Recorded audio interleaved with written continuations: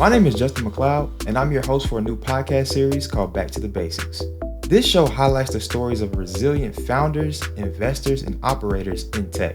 These trailblazers paved their own path in the startup world in a non-traditional way. You as the founder start to kind of become the celebrity. Everyone's joining because of you, the founder. And now that things are working, you're starting to get some press, and it's all about you, the founder. So it's me. You're the celebrity, sort of, right? Internet famous, maybe, but you're the center of attention of the business. But after 100, 200, that doesn't work anymore. It has to go from me to we. Most people think that you need venture capital in order to build a billion-dollar company.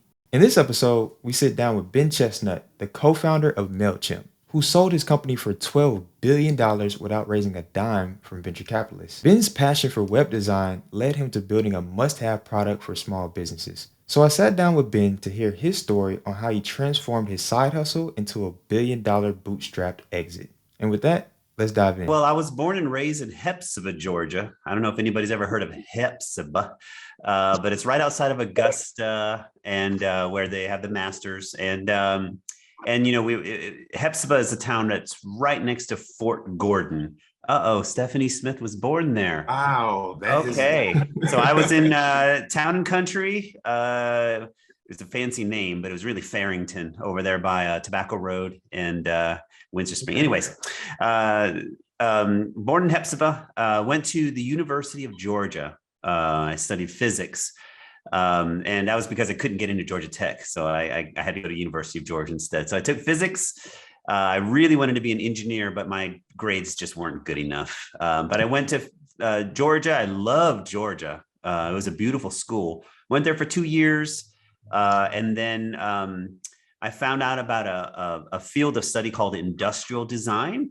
And I wanted to be a car designer. I thought I had to be an engineer to be a car designer. No one ever told me you could just be a car designer. And industrial design was something, you know, my sister sent me a catalog from Art Center, Pasadena, about car design. I said, well, that's what I want to do. And I found out Georgia Tech had an industrial design school. So I applied and I transferred after 2 years at Georgia. Awesome. And none of my credits came over. So I had to do another 4 years at Georgia Tech, by the way. Oh, man. That's a big transition going from, I guess, rival schools from Georgia to Georgia Tech. But also, so you transferred to Georgia Tech, industrial design. But I read that you really wanted to build like websites. Where did that like builder's mentality come from? You know, did you always have that growing up, or is that something that just you learned? Oh, yeah. I mean, when I was little, I just loved to build things with Legos. And then me and my brother would take things apart and solder electronics together. We would build amplifiers and all kinds of cool stuff. I used to play with the Radio Shack, 60-in-1 kits, those things. Love the science fair. I would do all kinds of electronic projects all the time.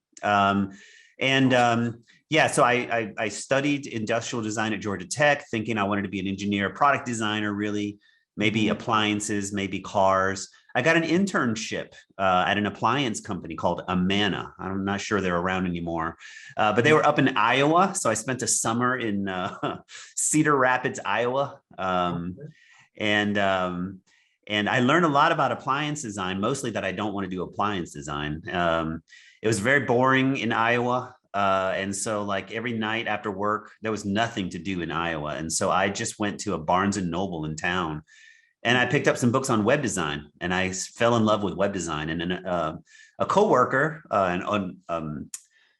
more senior person on the team, he pulled me aside. And I think he saw that I wasn't so great at some of the product design work.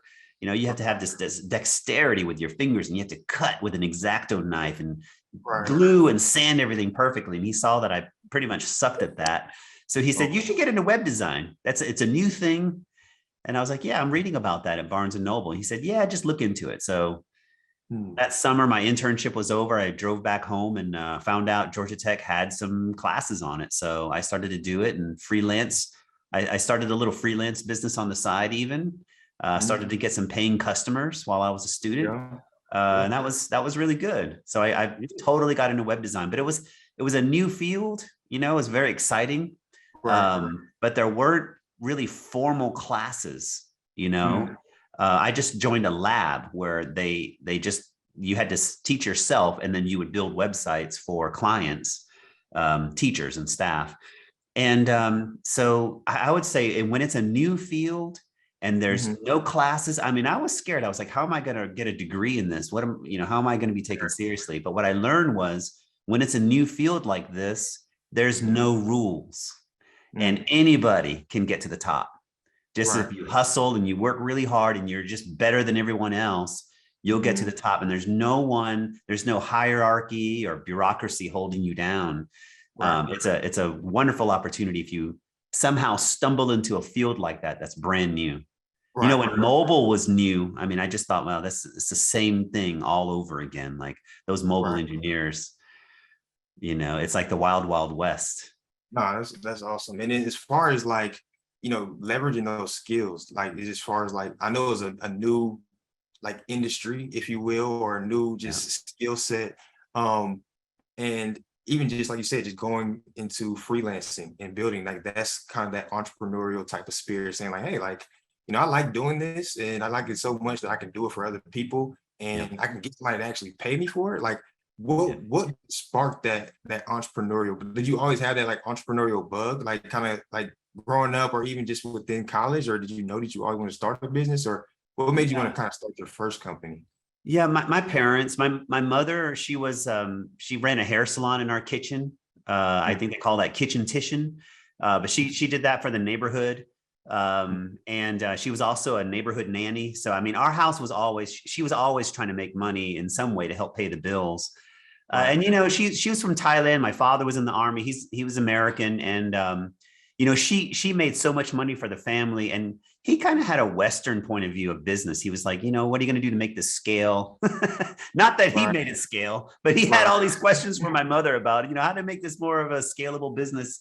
And so I would listen to those two talk about it and dream, but they never really could scale it any bigger than that kitchen. It was just, they had family to support and all that kind of stuff. So I did watch my sister. She started her own salon, a real salon, no kitchen.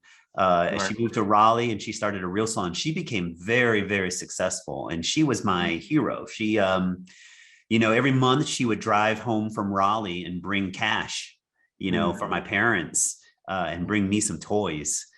So, I loved her. I wanted to be an entrepreneur just like her. So, I mean, I think I just grew up around, it wasn't anything special. It was just, you just had to pay the bills and you just had to make money somehow. I mean, if I went fishing with my dad and we'd come home and I'd be so proud of all this fish that I caught, I was going to feed the family. My mother would take it and she'd start selling it to the customers at the table, and they'd pay a little extra if she fried it right there in the kitchen and fed them, So, I mean, it was always some money to be made somehow. And it was just we called it paying the bills. Now they call it entrepreneurship. But yeah, I just grew up with that. Yeah, that's like a natural born hustle, like entrepreneurship mentality. That's awesome. And then, so what led you to? I think the first, was it your first company? Was the e-greetings site, or was it just that before then, or like what drove you to like get to that, like that courage from freelancer to like, hey, I really want to be like a founder, So courage, it was not courage. So, so I got out of college and, my partner and I, we got jobs. I applied for a web design job. I was going to do websites for Cox newspapers. They had a division called Cox Interactive Media. And so I was going to get this dream job for me to do websites. And I went to apply for this job. And I remember getting interviewed by who would be my future manager. And we started talking and I realized, oh my God, this is the wrong interview. I'm in the wrong place because the job was for banner ad designer. And I didn't go to Georgia Tech to do banner ads, you know? And then, I was like starting to sweat, like, how do I get out of this meeting? And then she told me that it was $3,000 more than the web design job. So I said, I'll take it. That's fine. It's like tiny websites. Right. So I just did it, my high school sweetheart, she had graduated college and she was moving in with me into my dorm room. She was ready to move out of home and she moved into my dorm room. And so I had to get a good paying job. So I took this banner ad design job and, while I was doing that on the side, this was the Mhm. .com days. This was like 1998, 99. And Okay. .coms were going crazy. They were selling, they were going public. And there was all Mhm. this venture capital money flying everywhere. And Mhm. one of the companies was called Blue Mountain Greetings. And they Mhm. got bought by a search engine called excite.com. And this predates Google. And they got bought for $600 million. And I was blown away by that. And I just thought I can make my own e-greeting site and I'll make $700 million because it's going to be better.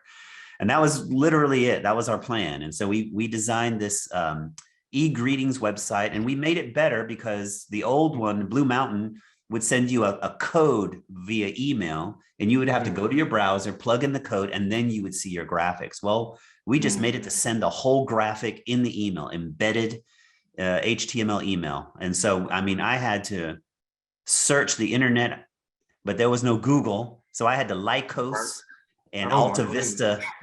And I mean, it was awful. So I found how to do it. Right. And we coded it, and we built this great e-greeting site. And it never took off, It was a big failure. But later on, me and my partner, we got laid off by Cox. The .com crash happened in April 2000, and everyone got laid off. I mean, the economy was awful. And they gave us some severance money. And then I took that and started my company. We were going to design websites for agencies and other, startups. Right. And basically, over a couple of years, what we noticed was as we were building websites, our clients would say, hey, can you do email marketing too? Can you do that too? And so, we started to use email marketing software, and it all sucked. It was so bloated and hard to use. So we said, hey, what if we take the scrap code from our failed greeting site and just modify that and turn it into this email marketing site? It does the same thing. I mean, instead of putting in a greeting, just put in the email, right? The graphics for the email. So we modified it. We took a failure and we turned it into Mailchimp. I mean, it was, we wanted to call it Chimp Mail, but the Chimp Mail domain was taken. So I was like, oh man, it was like obstacles everywhere. So I was like, okay, flip it, call it Mailchimp. I mean, and so it was hosted on Mindspring. This was before managed hosting was a thing. So we hosted that. We hosted it on Mindspring. And yeah, I see someone laughing out loud at that one. But let me tell you, to compile code on Mindspring, you have to call them up and ask a technician, and they have to escalate it to level 1. And I mean, and so we learned, just call them at 3 a.m. And that's when you had the best engineers on, and they would just sit there and compile, and then you say, oh, that didn't work, can you compile it again? And they just sit there and do it. So anyways, those were the early days. That's how Mailchimp got started. It was rough. It was Yeah, I was gonna say, yeah. So I was gonna say, as far as like, so you're building, your agency, and then you have, you turn this failed startup into like, hey, this is essentially a side project, right? So like, I think I read that Mailchimp stayed like a side project for like almost like 6 years. Like, what was that like moment where you said, or you and your partner were saying like, hey, like, I think we got something here. I think we need to, keep it moving. Or even before then, like, I know you talked, it was a lot of like grind type of moments. So during that 6 years, it's just like, how was that 6 years looking? Like when it was a side project? So earlier you talked about courage, and I told you there was no courage. We got laid off. And then like the light bulb moment where we said, oh, this is it. No, that's not how it happened. We were tired. With the consulting business, designing websites for clients was a grind. I mean, it felt like, you do some billable hours, you make a little bit of money, and then you spend it and you were out of money. You were just going, it was like paycheck to paycheck basically. And it felt like it was never going to scale. I mean, when we started to like say, if we want a Porsche, how much is that going to cost? You started doing the math and you're like, this is never going to work unless we hire 1,000 employees and we do 1,000 websites, like a big agency. And we felt like this was never going to happen. And so we started to get burnt out, and we started to think about just selling and just quitting the whole thing. And then, Mailchimp meanwhile was running on the side, making money from some of our small business clients, but we didn't know that. It was just sort of when people would pay, it just got deposited into our main account. We didn't really look at it separately from our overall revenue, because it was supposed to just be lunch money for us. Right. We were living off the McDonald's dollar value menu that was invented, in 2000 when the economy tanked. So they came up with these 99 cents. So we were living off of that.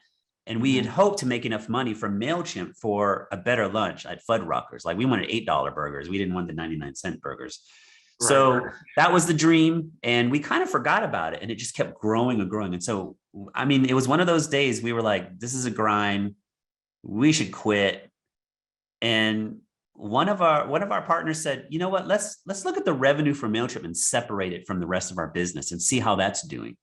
And he put it in Excel. And this was our first time using Excel. And we drew a graph and it was growing up and to the right. And we were like, wow, look at that. And we said, let's look at our consulting revenue, our web design revenue. And it was flat. It was like at maybe $300,000 at that point. 6 years in, we're only making six figures, $300,000 across three people. After taxes, you got nothing left, basically. Yeah. Exactly. And luckily, my wife was a nurse. She paid all our bills and health insurance. But Mailchimp was growing, and so we thought, "Whoa, that's the thing to invest in." And I mean, and honestly, Justin, it was another one of those like really bad days. And my wife came home from like night shift. She flipped on the TV. Oprah was on. Oprah had a guest called Robert Kiyosaki. He started talking about Rich Dad, Poor Dad, and passive income. And I was like, passive income. That's what Mailchimp is doing. And I said, well, let me just keep growing Mailchimp then. And that's what we did. It took us a couple of years to kind of like say goodbye to our consulting clients. And then we just focused on Mailchimp after that. That was about 2007 when we went all in on Mailchimp. So 7 years in, and Mailchimp was sort of this, like a startup. Yeah. Right. And, that's awesome. First of all, there's a lot of nuggets that you did drop during that time, but one was just like the inflection point of when to make a decision, like a tough decision on to, stop one thing and then kind of double down on the other thing.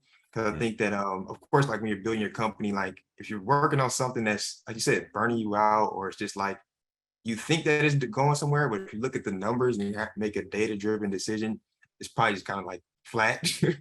But that's great that you mentioned that. So I guess let's talk about like Mailchimp now, as far as just like, like I said, it took a while to kind of close down the agency, but then you all were just double down on Mailchimp. So what, I guess, to get you to that like first million, like what was that like? Wow, like this is something that is beyond what you even expected it to be. Like, what was that moment for you all? I say like, well, what the question here is like, what was it for your first million? But like, if it was that first million made it, or if it was past that or before that, but what was that like exceeded your expectations type of moment? It was, I remember it being a real grind because I had a competitor that popped up out of nowhere and they copied everything we did. They would go to our website. We would see them in our logs. And then they would publish on the blog, everything that we publish in our blog. And then they would copy our features and they would post their revenue. They were like being transparent for some reason about the revenue. And they were making millions, up to 3 million. And we were still plodding along at like 300K. And man, that was so depressing. And we would tweak this, we would tweak that, try to growing our revenue, try to get more PR, try to do our search engine optimization. All of those things helped a little bit here, a little bit there, but nothing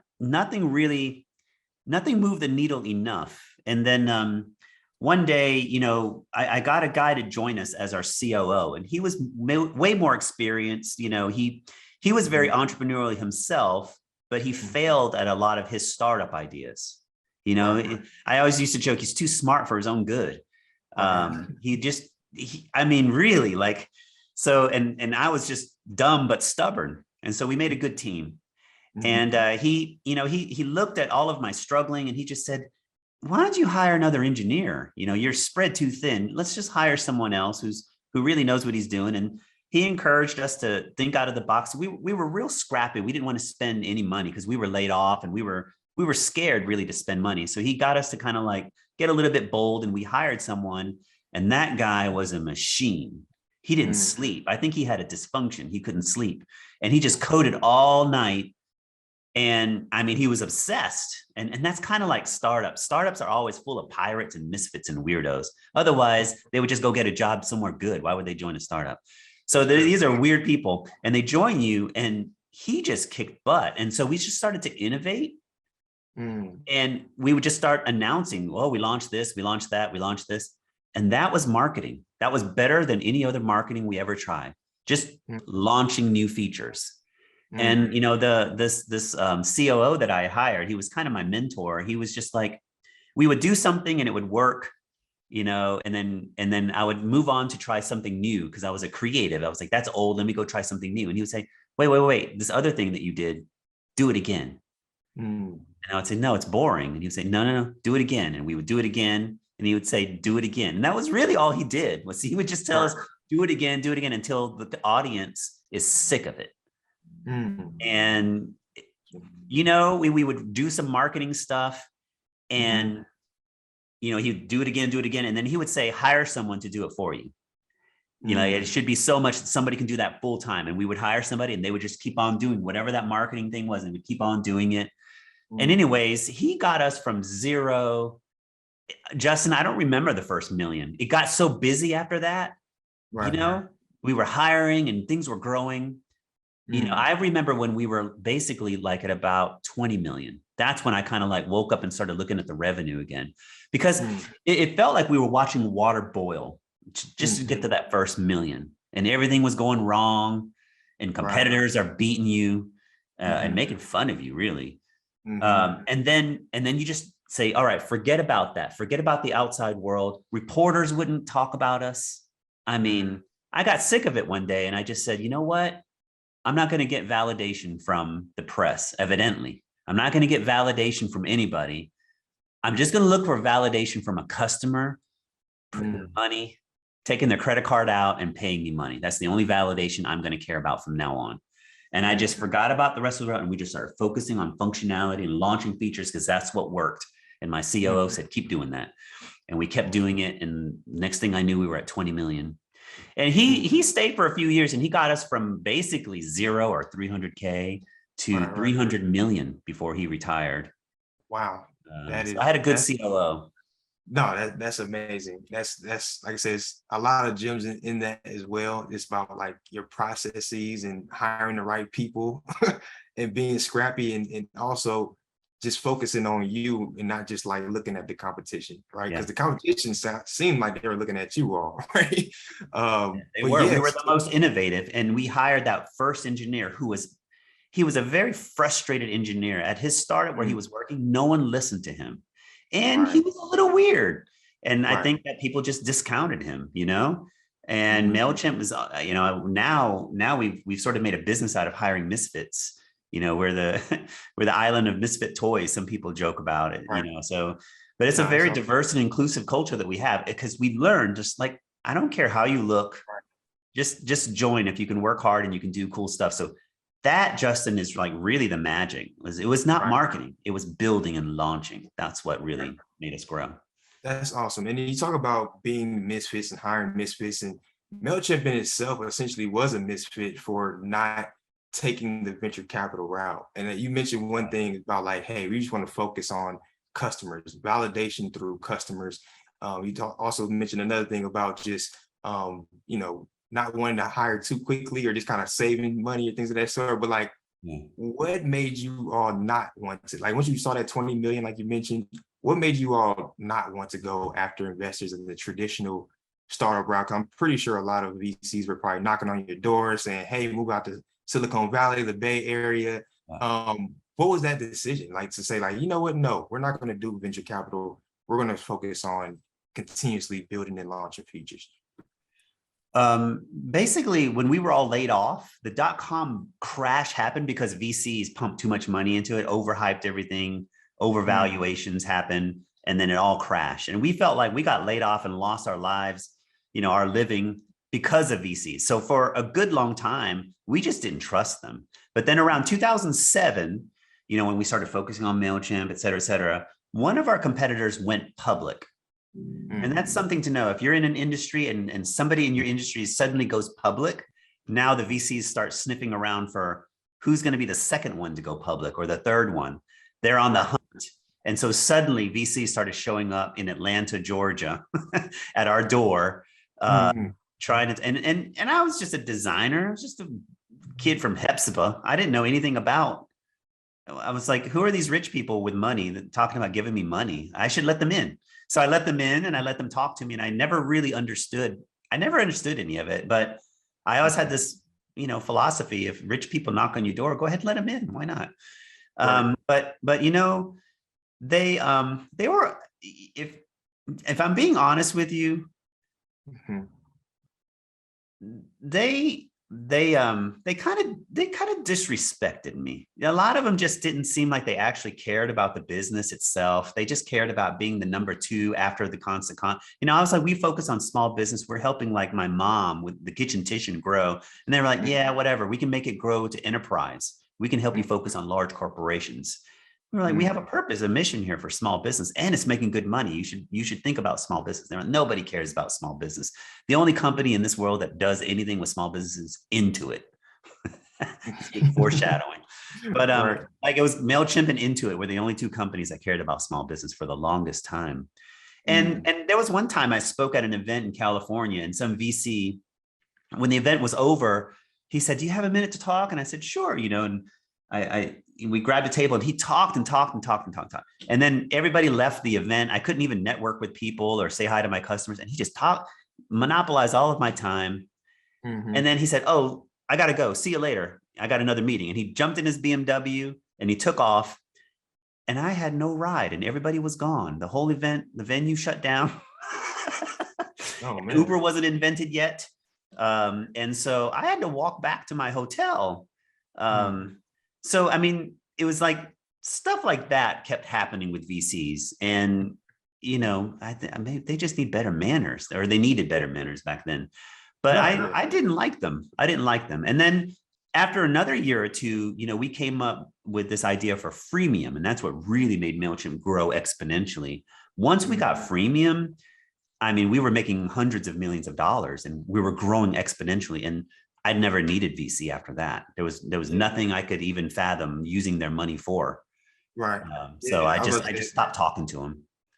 Yeah, I was about to say at some point you didn't even technically need, any VC dollars. Right. And also it was just, and that's I think that's good to point out as well. It's just like not to waver on your personal mission and the company's mission as well. And uh-oh. I think somebody went off mute for a second there, but I think we're good. Oh, all right. Can you guys hear me? Yep.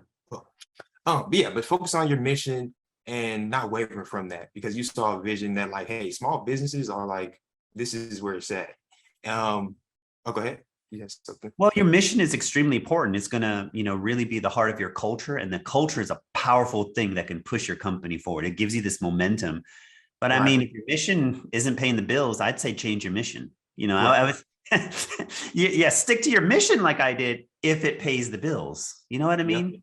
Yeah, no, that's true. So I guess, once you did a lot of like transition, I guess within a fairly short period of time, but as far as like switching from founder to CEO, like, and managing from like a team of like 5 or 10 to thousands, like you talked about, like, hey, we got our first engineer, he was real scrappy, we got our COO, that was probably like 10 people or so. But what was that transition mentally, going from a founder to a CEO? It was one of the hardest things I'd ever been through in my life at that point. And a lot of founders go through this. And I stumbled upon a few books, thankfully, that kind of helped me get through it.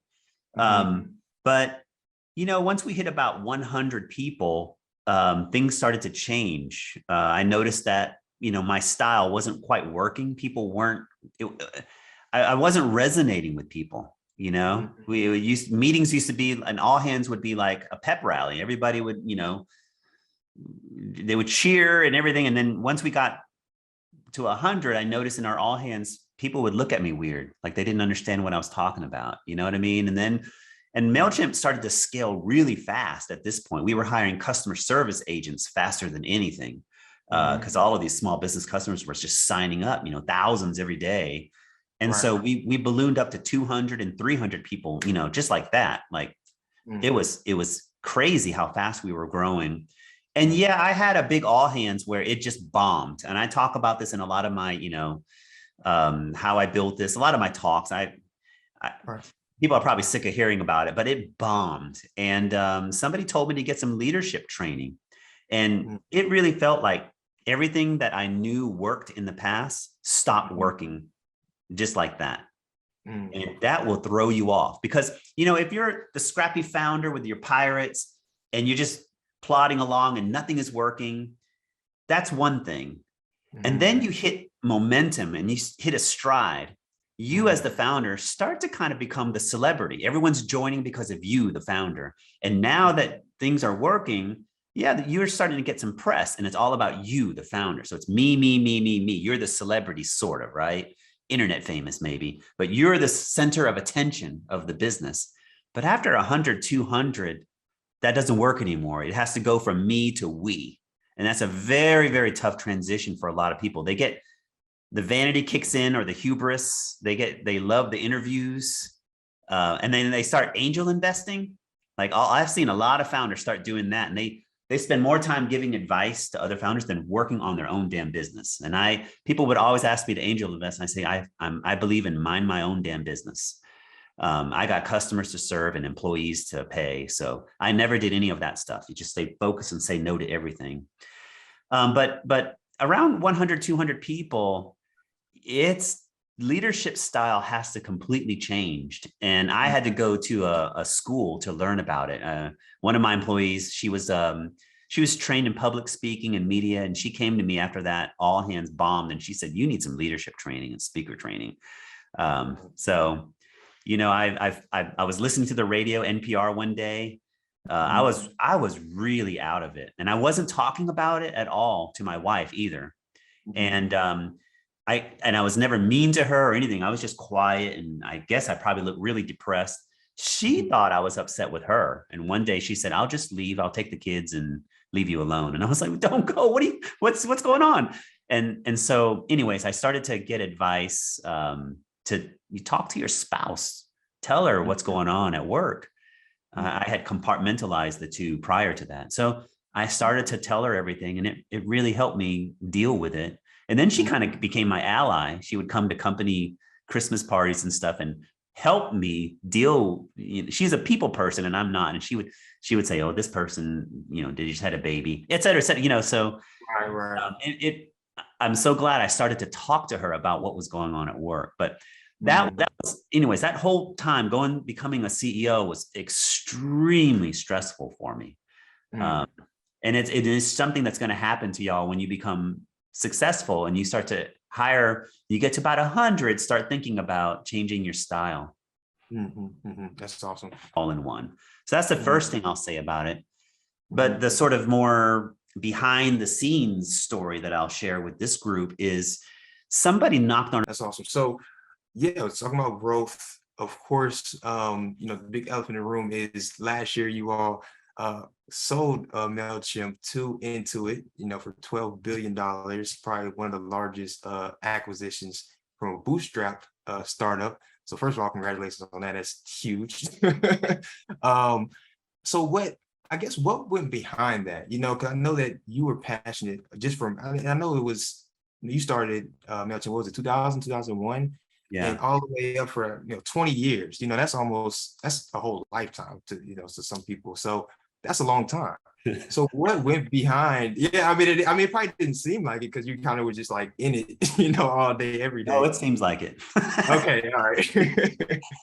But what was the decision behind, wanting to sell to Intuit? What was the decision behind that? Was it kind of similar to the first one as far as starting Mailchimp with the burnout, or what was it? No, I'll say two things about it. The strategy made sense. So for Mailchimp, we started to realize, and we talked to our small business customers, they were tired of paying $30 a month to Mailchimp, $30 a month to Squarespace, $30 a month to Shopify, on and on and on and on, survey tools.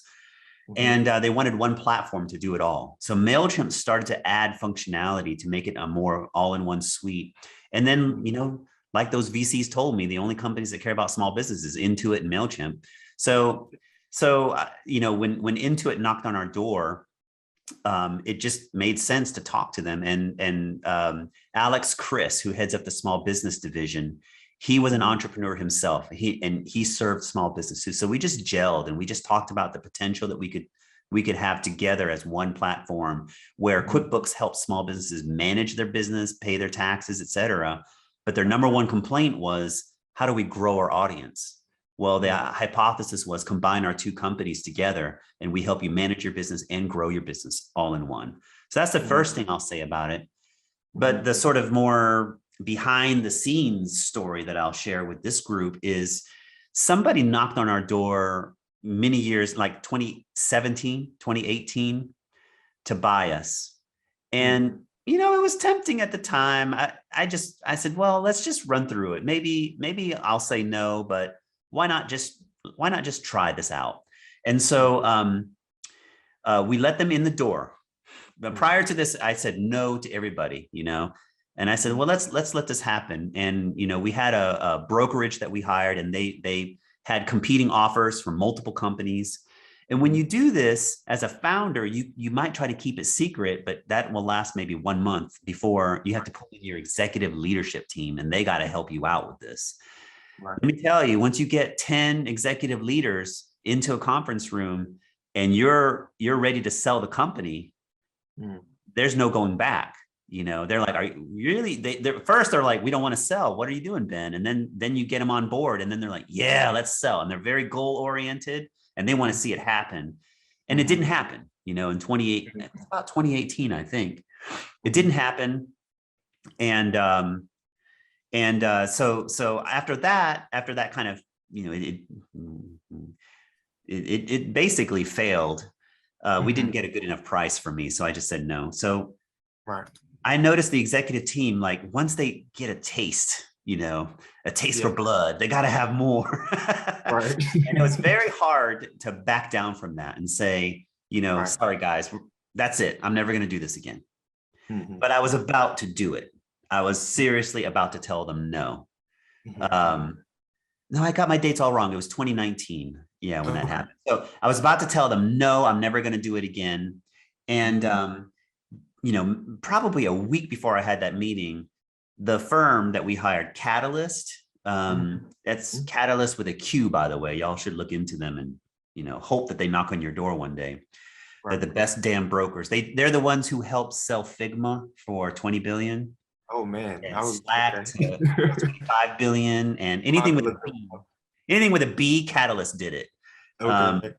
So Catalyst called again and said, we got one for you. You really should think about the culture fits perfect. The hypothesis is perfect. And you should talk to them. And it was basically QuickBooks. So I said, And so I agreed to the call, and it was a good call, and they know small business and they care about small business. And so I told my executive team, we're going to do this one more time, just one more try. And so that's basically what did it, Justin. And it was a year of talking to Alex Chris at QuickBooks to really make sure that Intuit was right for Mailchimp. And he was also making sure Mailchimp was right for Intuit. They did some serious cultural due diligence on us too. Right. That's awesome. That's awesome. Awesome. So, awesome. So quick reminder, everybody, like I said, if you have any questions for Ben, make sure you drop it in the chat. We're going to enter into the Q&A in a quick second, but that is amazing. And I guess to move forward towards the advice section of these questions. And I got also to kind of put a pin on that. So now that you sold Mailchimp to Intuit, I think recently you stepped down from CEO. What is like the next move for Ben Chestnut? Like as far as just like, is it more ecosystem building here in the city of Atlanta, or is what do you think is the next move for you? Is it still kind of being involved with the Mailchimp culture as well? Yeah, I haven't left Mailchimp. I still go to work. I'm kind of an advisor I read a book a while ago called Trillion Dollar Coach, and it's about a guy named Bill Campbell, and he was a mentor to Steve Jobs, Eric Schmidt at Google, Sheryl Sandberg, all of the great, like if you take all of those companies that he mentored and add up the market cap, it's over $1 trillion, probably multiple trillions by now. But he was a great, great kind of advisor, and he just hung out. He just hung out at the office. He didn't even get paid. And he just hung out at the office. He got equity, I think. But anyways, he had no salary. So I told the guys at QuickBooks or at Intuit, I said, let me just be like Bill Campbell. And they were like, did you know Bill Campbell was our first CEO after the founder stepped down? And I was like, oh, then you get it. And they were like, yeah, we get it. We got a building named after Bill Campbell. You can be the Bill Campbell of Mailchimp. So that's kind of what I'm doing now. And then in terms of like what I'm doing with the rest of my life, everybody's asking me that. And my answer is, I don't really know. I did one thing very well, if I can say so myself. I did one thing for 21 years. Yeah. And it takes a while to figure out what I'm going to do after that. Yeah. I don't want to do that anymore. It was great and rewarding, and it paid me very well to my family and the community. But it's like having the perfect meal. I'm done. I don't want any more. Right. At least for now, Right. For now. Right. So that's awesome. So, well, cool. All right. So get into like some of the founders that are on this call, that aspire to be, in your position, and get that knock on the door from these different brokers and all this awesome success that you've had. Could you give some advice or tips for like these first time startup founders who they want to bootstrap, their startup rather than raise a venture capital? What would you say is like some tips on like, kind of like not going the venture capital route, but still wanting to scale to a growth like Mailchimp did? Hire really passionate people, even if they're misfits. Don't try to get people from Google or Facebook. You don't want that. They don't know how to build things. They just know how to like manage a budget and hire people to build things. That's all they do. Waste of money. Hire, engineers, like people who want to build. And you have to inspire them that you're going to have a place where they can actually build stuff. You're going to get out of their way and they're going to build, and they're going to have millions of people using the features that they build. That's what I would say to my engineers. And, they loved it. They'd launch a feature and they would say, man, we got 2 million people using this code that I built. That was like really a virtuous cycle that we had there. So you want to do that. And then really your job is get as many damn paying customers as you can. And the way we did it was we visited customers. I kept like a small circle, a customer advisory board. That's what they call it now. I just called them 5 customers. I kept 5 of them. And I would just talk to them and get their advice. And, if I did this, would you use this? That would kind of like shorten the testing cycle really fast. You can get a lot of insights from just 5 customers, but still we would travel and visit as many customers as we could. We would go to New York City and San Francisco where the tech hubs were, but I would also go to Dayton, Ohio a lot. Just go to like middle America and ask regular humans, what they would pay for and what they would use. And so it's like, talk to your customers and get as many those paying customers are your leverage. If you do need VCs, you want as much paying customers as you can to get the valuation high. So you have as much equity in your own company as you can possibly get. If you got no paying customers, they're going to take 100% of your business. I mean, what's the point? Yeah. So get as many paying customers as you possibly can. And if you can, try to build a brand that's, worth working for. Right. Build an inspiring brand that's going to somehow, I think I read something like, think of a way to change the world, but don't say that. Take one step back from that. Because everybody knows you're not going to change the world. So take one step back from that and say that. Right. And so for us, we weren't going to change the world through entrepreneurialism or something like that. It was just empower small businesses to grow, Right. So a really passionate mission that people would love to join, and focus on innovation. Just if you're in a tech business, especially, marketing is basically launching new features. That's it.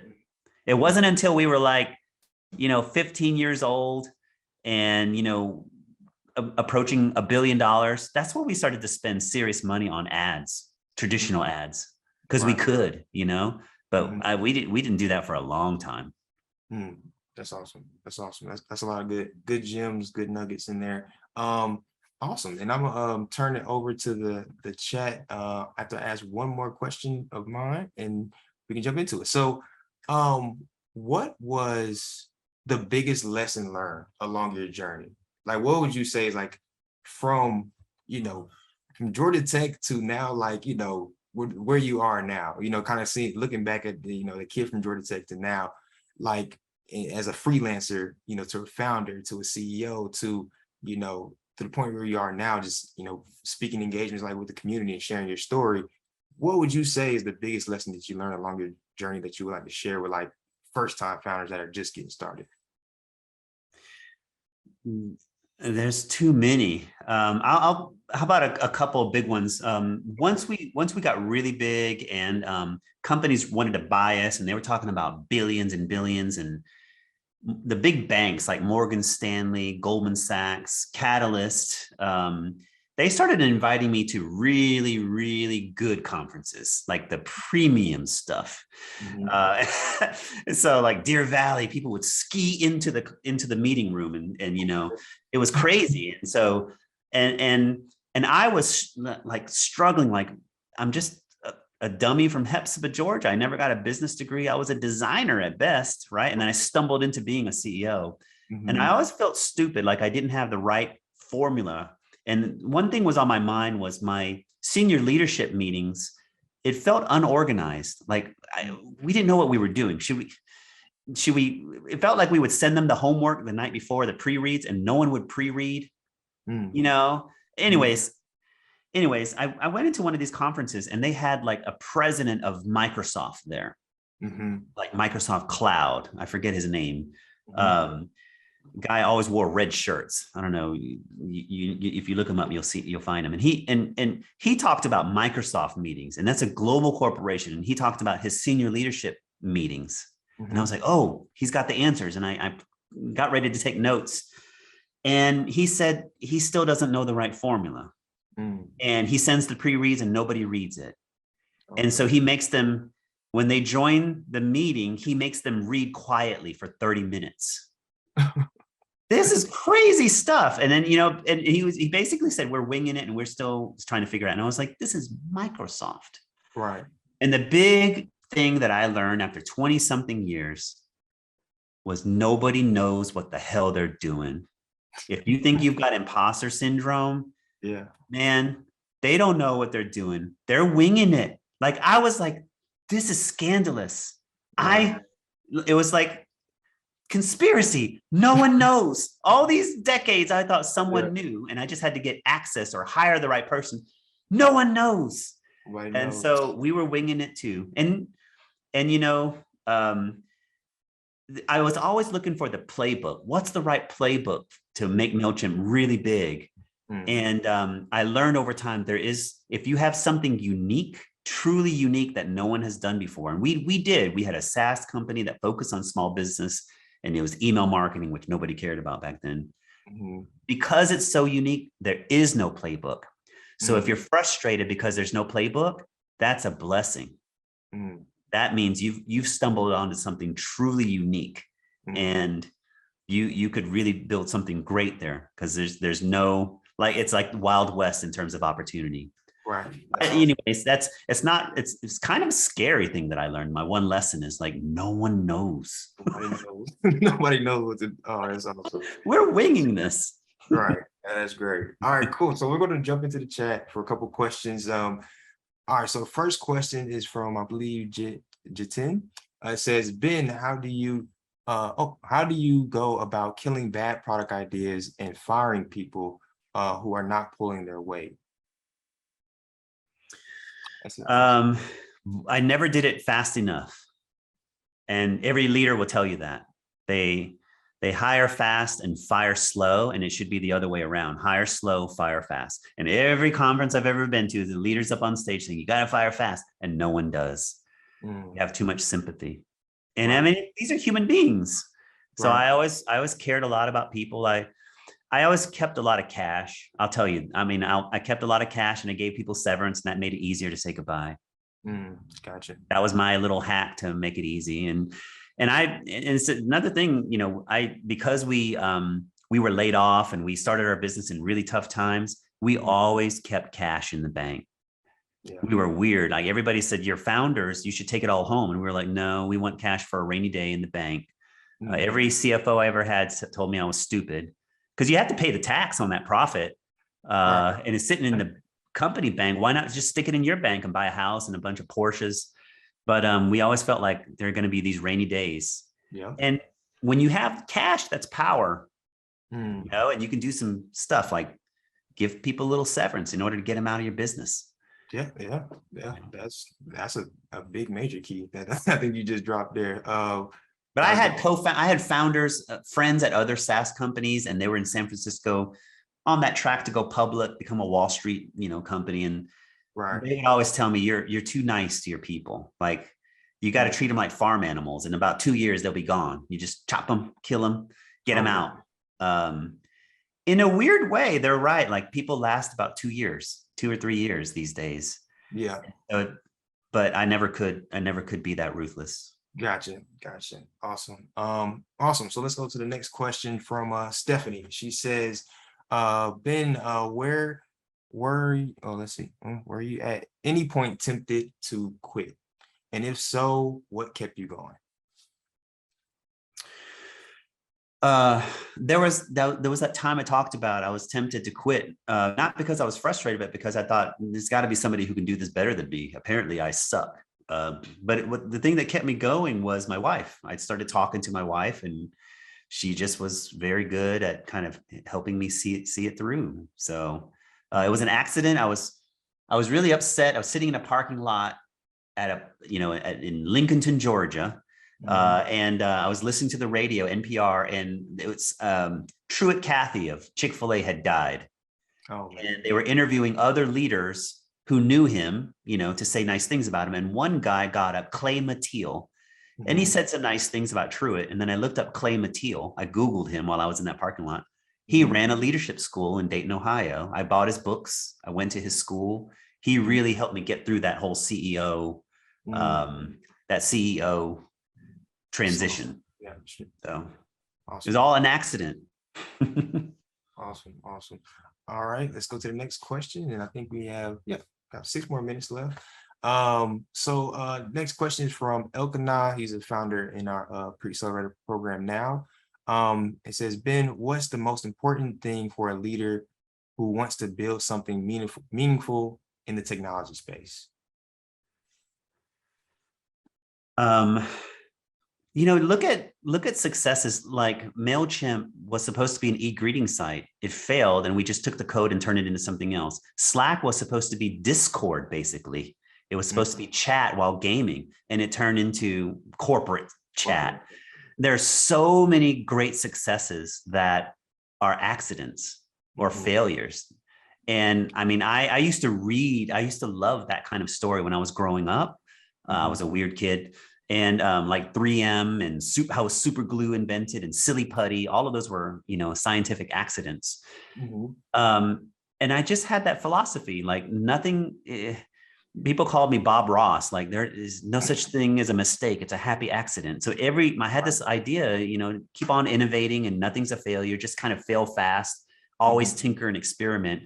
So if you're in the tech business, you just need to be very adaptive and listen to the customers and what they need, but don't set anything in stone. Everything is going to change. Everything is going to change in 6 months. Yeah. That constant iteration of experimentation, testing things out. Bruce Lee would say, be water, friend. There you go. Live that way. Just be water. Awesome. All right. So we have time for only 2 more questions and then we'll wrap it up. So next question is from Don. They say, what excites you about where technology is headed in terms of business services and or products? Artificial intelligence, that's machine learning. That stuff is crazy. We hired some of those people at Mailchimp, and they got stuff that's writing content for email newsletters now and designing stuff like graphics better than I could ever do as a designer. So that whole field is wacky to me.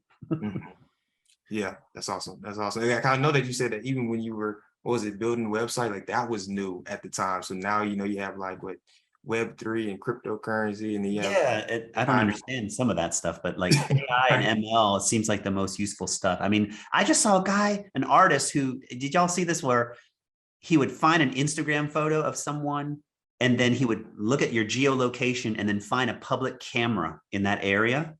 Oh man. And then find the video of you like prepping for that pose, that perfect pose. And he would post it like you know, looking like a dork getting ready, crossing your, you know, right. Crazy stuff. And he used AI to kind of train the camera to find that. Anyway, that stuff's crazy. It's cool. Awesome. Cool. All right. So last question. Let's make it a good one. Let's see. Durante, he says, any chance you'll start something new? Right now, no. Like running a business for 20 something years and managing, once you get to like 1,000, you're not even a CEO anymore. You're a mayor. And, you know, it's a tough job when you're a mayor. You got neighborhoods that love you and then neighborhoods over there that hate you. And it's always politicking. And so like, it was tough on me. And so I stepped back as CEO and we brought in a new CEO, Rania Sukkar, who's amazing. And I just sat in my first all hands where I was in the audience. I had no speaking role at all. And it was fun to just be an audience member. And I couldn't imagine getting back up there and doing it again. Like I said, it's like having the perfect meal. It's a perfect amount. I don't want any more. I'm just going to go like make up for 21 years of just hustling. I'm just going to go, you know, I want to be a good husband, good father. That's going to be my new job. That's right. I'm doing a lot of dishes lately. I'm catching up. Catching up on 20 years worth of dishes. Cool. I'm just taking over all of that. That's awesome. Well, Ben, thank you so much. Everybody give it up for Ben. Like drop some emojis in the chat. Like throw some awesome thank yous. We really appreciate it. That was definitely fun. Like I said, we just thank you for taking out the time just to share your story. Like I said, drop some gems like for some of these founders, aspiring entrepreneurs on this call. I think that they can take a lot from it. So thank you again. For everybody that's on the call, like I said, squareoneschool.com if you want to learn more about us and some awesome new events that we have coming up. But that's all we got for this evening. Ben, thank you again. And everyone, have a great evening and we'll see you soon. Thanks for all the great questions, everybody. Fun talking to you. Good luck on everything. All right. Thank you. See you then. Thanks for listening to this episode of Back to the Basics. Make sure you share this episode with somebody that's starting their entrepreneurial journey, and we'll see you in the next episode.